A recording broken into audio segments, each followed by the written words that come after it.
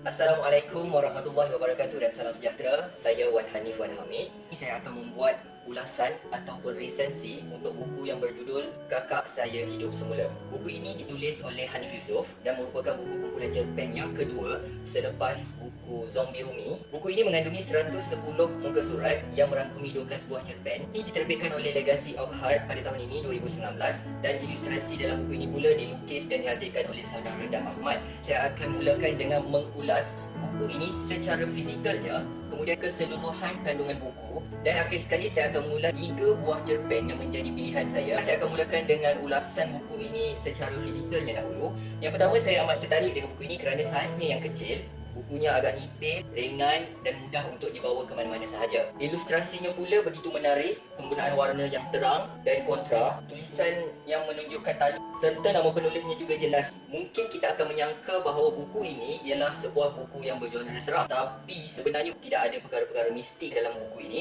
Saya begitu tertarik dengan ilustrasi-ilustrasi yang ada. Hampir setiap cerpen akan diselangi dengan ilustrasi yang menggambarkan keseluruhan cerpen itu.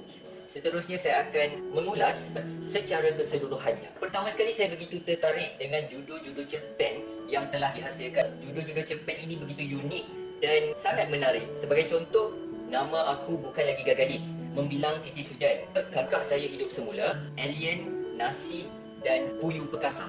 Apabila kita membaca judul cerpen ini, kita tertanya-tanya sebenarnya cerpen ini tentang apa? Kenapa alien? Kenapa gagalis? Kenapa puyuh pekasam? Jadi apabila saya meneliti setiap cerpen yang dihasilkan oleh Hanif Yusof ini, saya dapat merasakan bahawa penulis ini begitu jujur dalam penulisannya. Dan seolah-olah penulis sedang berbual-bual dengan saya, sedang bercerita kepada saya. Penulis ini adalah seorang yang sangat suka berimajinasi. Apa-apa saja cerpen yang ada dalam buku Kakak Saya Hidup Semula ini adalah kenyataan, tetapi bukan realiti.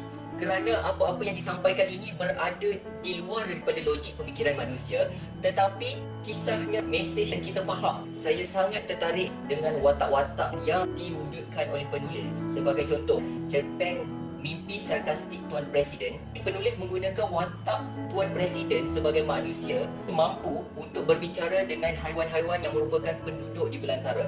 Kita lihat pula cerpen Katak di Bawah Tempurung. Dalam cerpen ini, penulis menjadikan katak dan juga haiwan-haiwan lain itu bersifat seperti manusia. Contoh lain adalah cerpen Alien, Nasi dan Puyuh Pekasam. Dalam cerpen ini, penulis menggunakan watak manusia dan juga alien. Bagaimana ada alien boleh berbicara dan juga berkomunikasi dengan manusia-manusia yang ada di bumi. Semua ini adalah sesuatu yang di luar daripada logik akal kita. Beliau berjaya menggunakan watak-watak ini untuk menjadikan satu bentuk perlambangan dalam menggerakkan cerpennya supaya mesej, sindiran ataupun apa-apa pesanan sinis difahami oleh pembaca.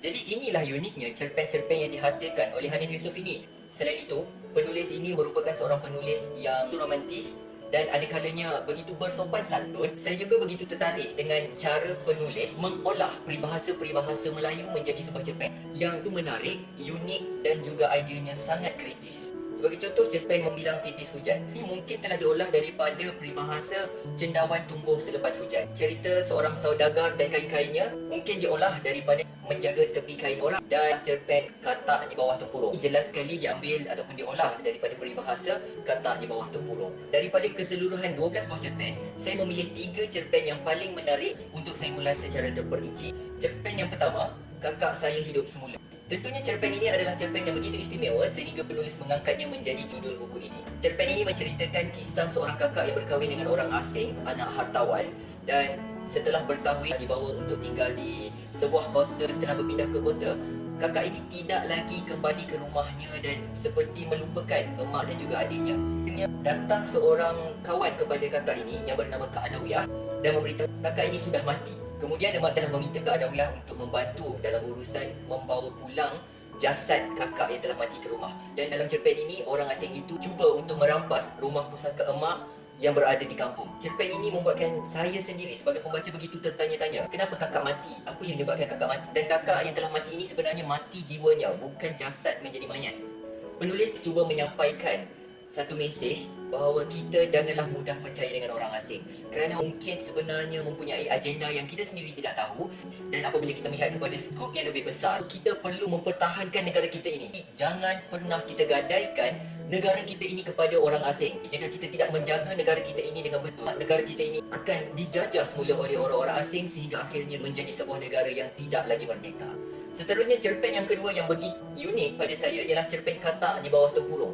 Apa yang kita faham, selalunya Katak di Bawah Tempurung ini akan membawa pandangan yang begitu negatif, tetapi penulis begitu kreatif diolah menjadi sebuah cerpen yang begitu positif. Katak ini yang berada di bawah tempurung tetapi celik dengan segala ilmu persekitaran, isu semasa dan apa-apa sahaja yang berlaku di luar sana. Penulis telah mewujudkan beberapa watak yang begitu menarik. Yang pertama, kita boleh lihat katak itu sendiri. Yang kedua, watak politikus. Dan yang ketiga, watak murai.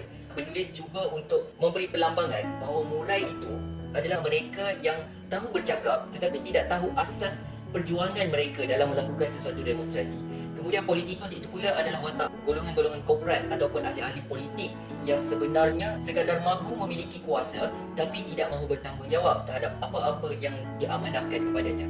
Jadi Katak di Bawah Tempurung ini adalah satu cerpen yang cukup sinis dan mempunyai mesej yang sangat jelas. Cerpen yang ketiga pula ialah cerpen Alien, Nasi dan Pui Bekasam. Cerpen ini mengisahkan sekelompok alien yang datang ke bumi dan cuba untuk membeli tanah bendang milik penduduk kampung. Tetapi penduduk kampung menolak sekeras-kerasnya dan mereka tidak mahu menjual tanah bendang ini kepada alien.